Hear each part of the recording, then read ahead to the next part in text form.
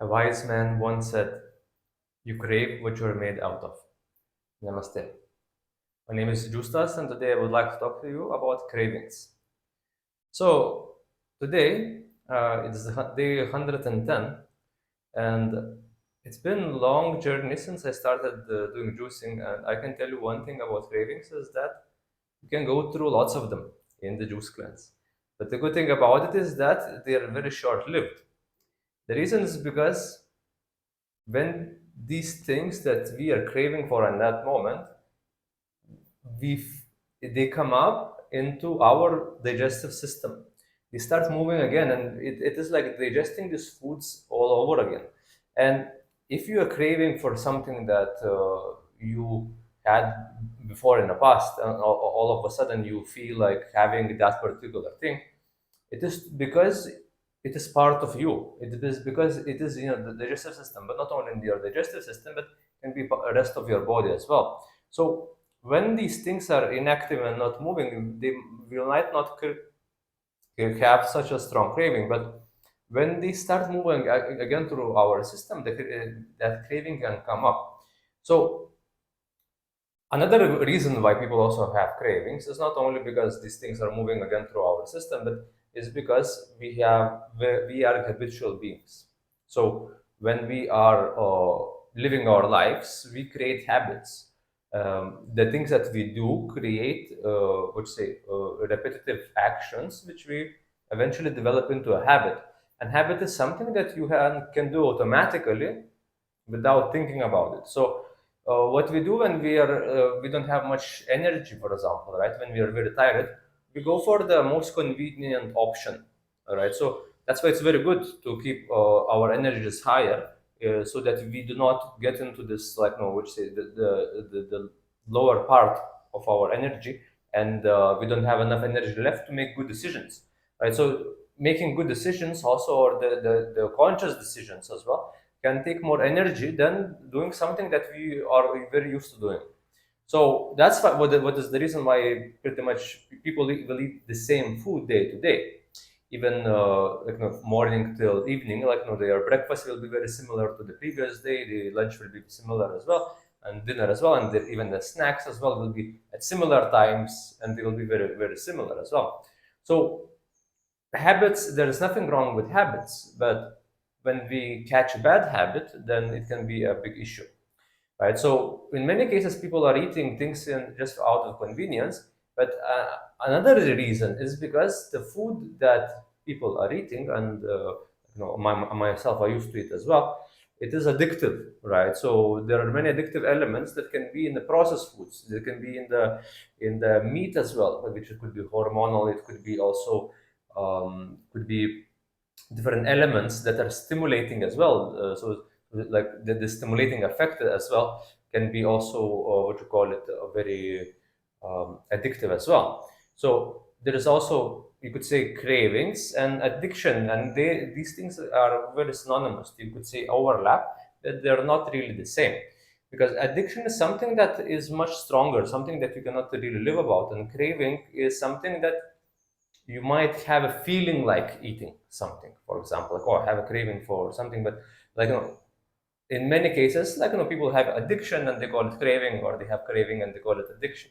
So it can be very very close together as well. So if you have addiction and you admit that you have addiction, that is very very good, because you can work on it.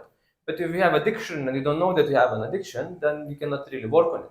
So in the case of food, right? Food is one of the most biggest drugs that people have, like that we have right now in the world.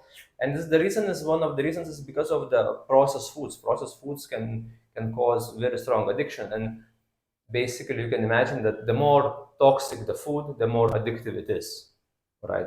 No one really gets addicted to eating broccolis or eating cabbage.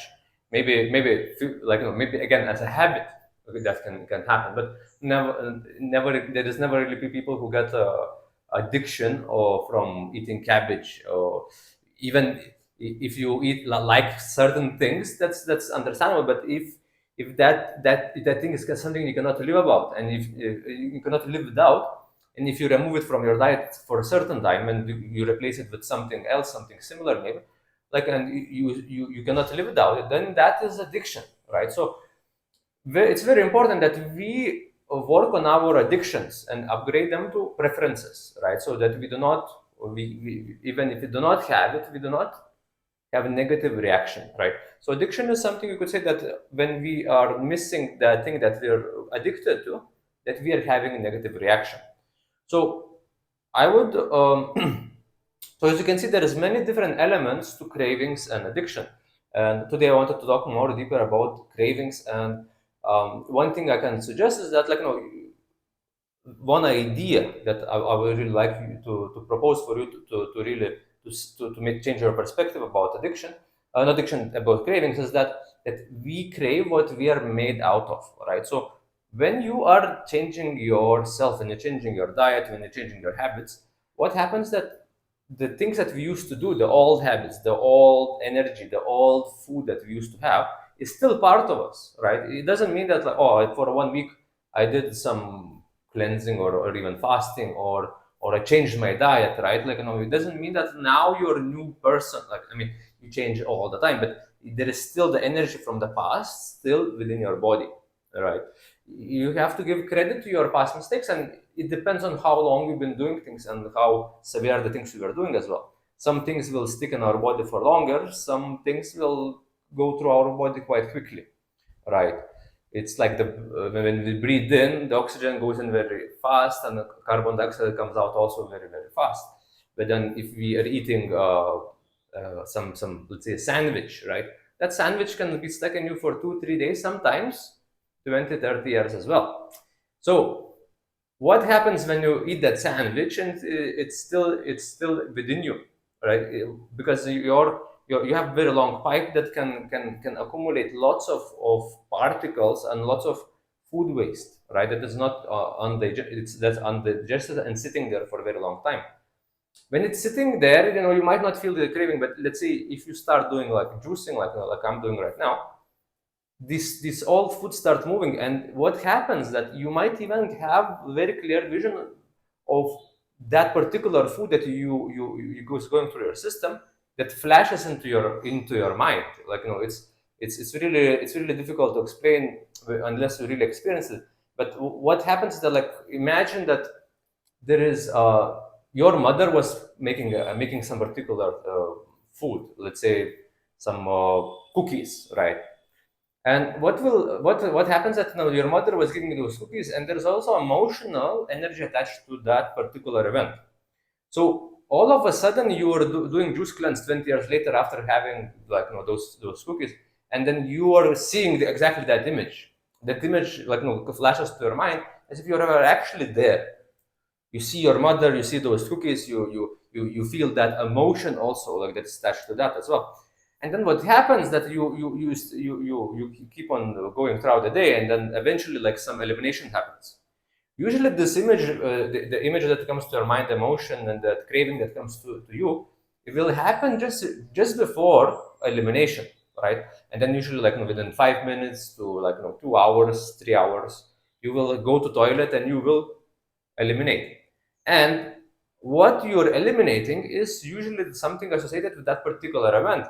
So it could be that those cookies that you ate from at that time, they were still stuck within you. They were still holding that craving. They are still holding that emotional energy as well. And what happens is when you release that, you feel you release that emotion as well. And it doesn't. This could be like, very positive emotion that you're releasing, but regardless, no, it's still something that you do not want to hold on to. You don't want to hold on to these emotions throughout your life. Another thing that can happen is that you can have also negative emotion, right? Like, you can have something that happened to you in negative way. Maybe you had a fight and you were eating some food. Maybe you went through some, what you say, argument with a friend, or girlfriend, wife, or husband, or boyfriend, or your mother, father. It doesn't really matter. Like, it can be any particular any relationship in your life, and there could be some energy that are still stuck within you. So And then what would happen that you also would release that emotion and you become free from that, and you become free from that craving. So in many ways, for example, like you can imagine that yourself in a situation where you went through a fight with someone. Most people have their own foods that they would go for in order to overcome, not overcome that emotion, but to suppress that emotion, right? So when we suppress, we accumulate, and when we accumulate, we do not eliminate, right? So when it stays within our body. We keep on carrying these things with us, or it could be for decades as well. So there is no reason for us to carry on grief. There is no benefit for us to carry any of these negative emotions: grief, sadness, jealousy, um, you know, anger as well, right? Any of these negative emotions is best for us to release, let go, and not to have it in our system. But from what I'm also saying to you right now, you can see that there is connection between the physical waste that we're holding in our body and emotional release that we're experiencing.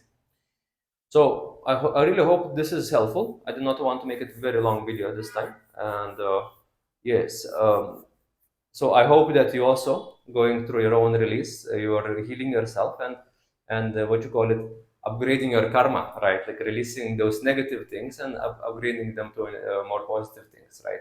So stay persistent in your healing journey, and I'll see you in the next one. Namaste.